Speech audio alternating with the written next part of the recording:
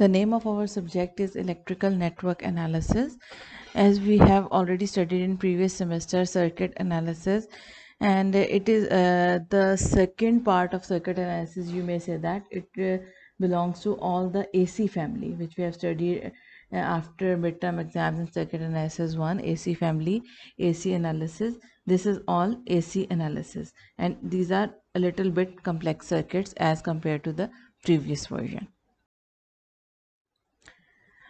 The book we are following here is, I have already shown in the class, Network Analysis by Wilkenberg, and its third edition. First of all, as we have already studied in AC analysis, how can we find out the value of capacitance? As we already know that the capacitor is a device which store energy in it, right? And you guys have already derived the relationship between charge and energy and current and voltage, and how can you derive current with the help of charge and all that.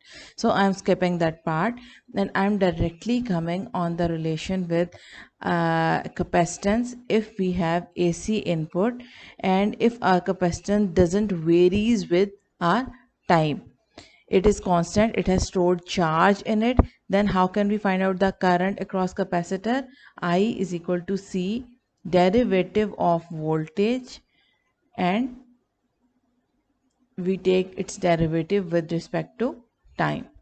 Similarly, if we have to find out the voltage drop across capacitance in this type of circuits, we will use the sign integral from infinite to t, negative infinite to t, and integrate with respect to d of t.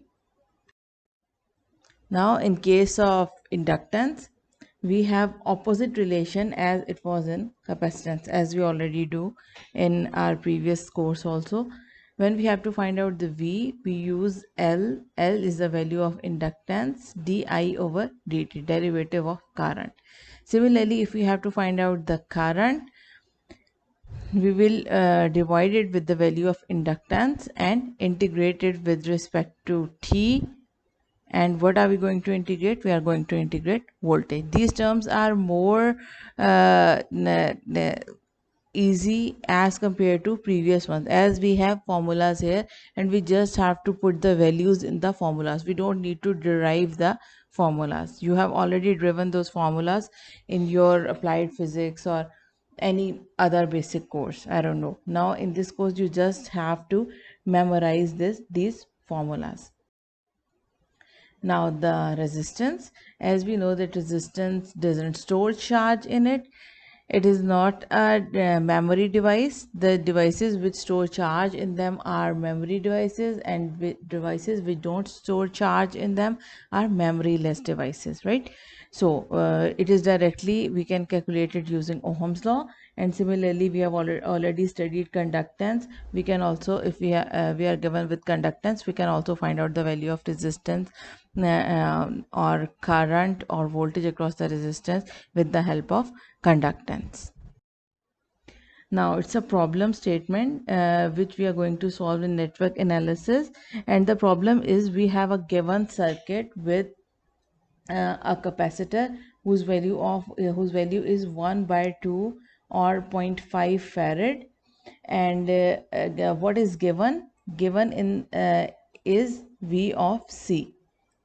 This is V of C, this is V of C, this is given, right? This is given in our problem. And what we are going to find out? We are going to find out this current IC. How we are going to do this? Nothing no other parameter is present.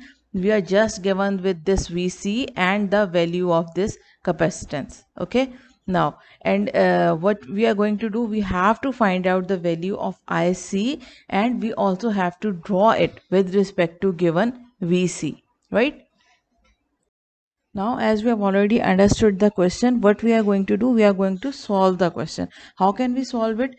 With this kind of input, as you guys already know that if we are having a slope in our input, uh, we have four slopes in this kind of input. So we first have to find out the equation for slope. You guys already know what is the equation for slope. You have studied it already in your FSC, and or maybe in your first or second semester in some other course, right? So with first slope, with this one at point 0 0 and 1 2, we are going to find out the equation for slope, right? So putting the values, x2 is 1, x1 is 0, we are putting values over here. Similarly, x is t, it is this x-axis.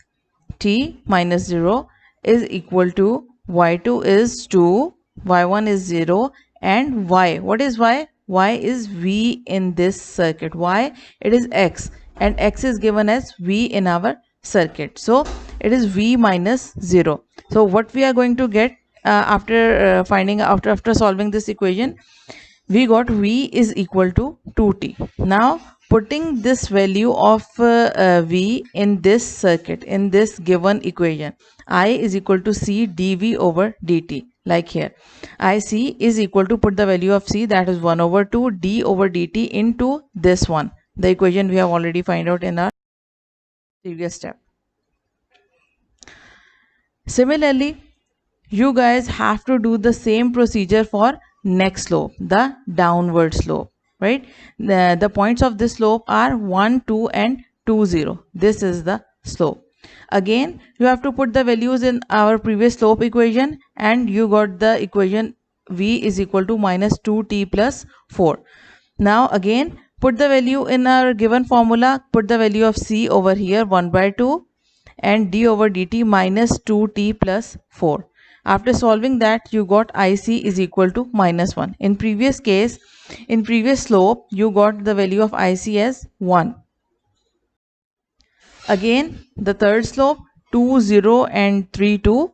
Again, find out the value of value of slope, the equation. You got v is equal to 2t minus 4. Again, put that in the formula of ic and find out the value of ic in this time span from time 0 to 3, that is ic is equal to 1. Now at the end, last slope from time 3 to 4, you have to find out the equation again, and now what you are going to get, the value of I, it is minus 1. Now our final task is to plot the values with respect to given VC. So our VC is this type of equation, and from time 0 to 1 we got the value of IC as 1.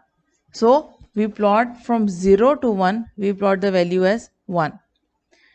Similarly, from time 1 to 2 we got the value as minus 1. Again plot the value.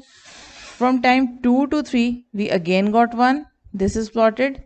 And from time 3 to 4 we got minus 1. This is our required result. Now you have to practice question number 1 to 28, chapter 1, question 28 from your exercise. It is similar question. You got a good practice after solving that question of this type of problems.